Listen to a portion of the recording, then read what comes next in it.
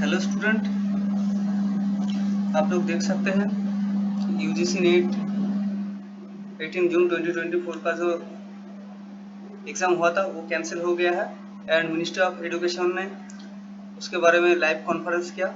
उसका जो वीडियो है वो आप लोग देख सकते हैं, ठीक है। एंड उसका जो एग्ज़ाम है नेक्स्ट कब लिया जाएगा उसके बारे में भी बताया है, ठीक है। और कौन सी जगह पर गलती हुआ है उसको भी एड्रेस किया था, ठीक है। तो प्लीज़ देख लीजिए। मेरा सवाल है, कोई प्राइवेट इसमें प्लेयर इसमें इन्वॉल्व था या एनटीए खुद अपने लेवल सब पूरा अरेंज करवा रही है? एनटीए ही अरेंज करवाता है। There are certain stakeholder who support that whole endeavour. इसमें आ रहा है कोई प्राइवेट एजेंसी इसमें इन्वॉल्व है, ऐसा आपको that's what I am saying कि आप कंक्लूजन की बात कर रहे हैं। That we don't want to make any statement. ये जो एग्जाम है हर साल 18 से कंप्यूटर बेस्ड टेस्ट। इस साल pen paper OMR sheet tell us why that happened and should that be related to it? Did that make it any easier for the exam to get?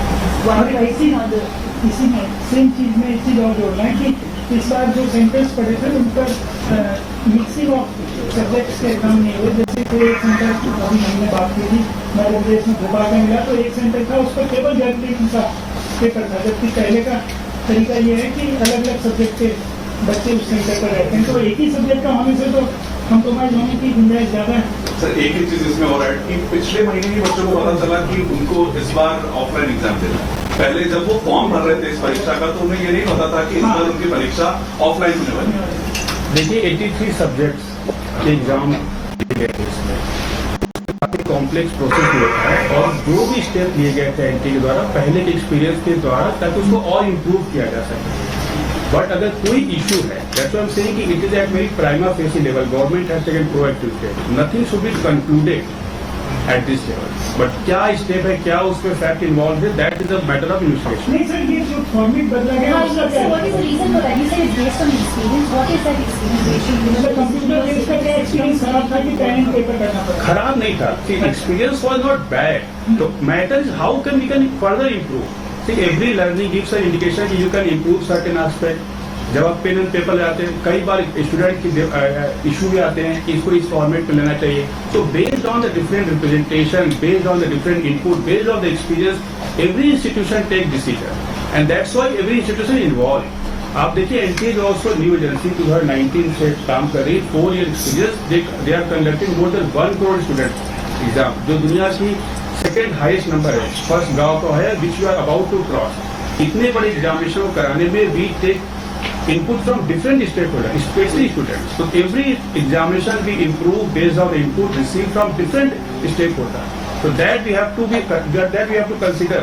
कई बार आप input लेते हैं, then you change the pattern, and then the system.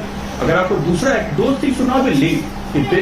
No, I'm not saying आप link करिए, मैं मतलब explain कर रहा हूँ कि जब हम कोई कहीं जा भी रहे हैं तो दैट्स व्हाई समटाइम हम किसी भी तरीके से अपना मैकेनिज्म को चेंज करते हैं। Every agency evolve over the period of time and based on that experience they conduct the examination. But if any accident happen, that should not be completely attributed to that change. That's what I am saying.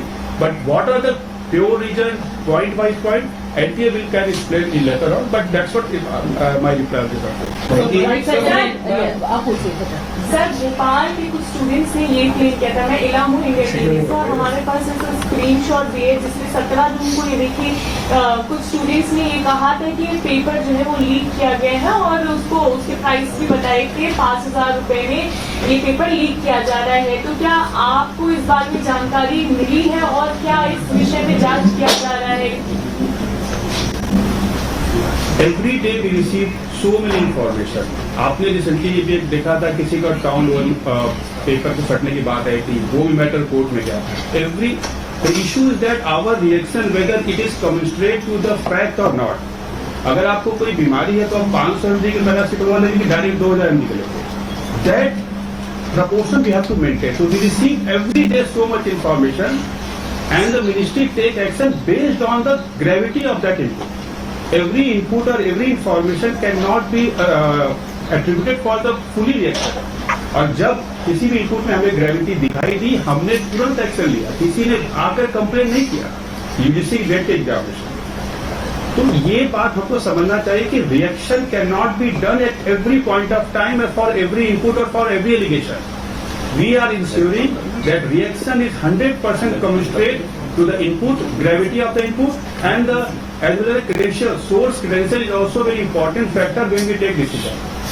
So that is the. Sir Kundan ma'am एक बात बताएं कि एक बात बताएं कि जैसे कि नीट में आपको पता चला अब साइबर सेल से इनपुट भी आया, क्या नीट को लेकर भी कोई एमएचए के साइबर सेल ने आप लोगों को कुछ इनपुट दिया है क्या?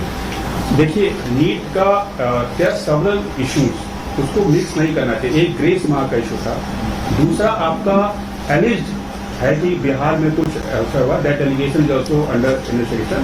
तीसरा था जो गुजरात में अबाउट एलिगेशन मेल करते. These are 3 different kind of issue. Grace mark का issue has been completely address. Now the another issue regarding alleged leak in the Bihar. देख सकते हैं स्टूडेंट, यूजीसी नेट का जो स्कैम हुआ है उसके बारे में इंटेन एक्सप्लेन कर रहा है, ठीक है. एंड कब एग्ज़ाम नेक्स्ट एग्ज़ाम होगा उसके भी डेट के बारे में भी बाद में बताने वाला है, ठीक है. तो आप लोग देख सकते हैं, ठीक है. तो thanks for watching. Please subscribe my channel इस तरह के वीडियो पाने के लिए.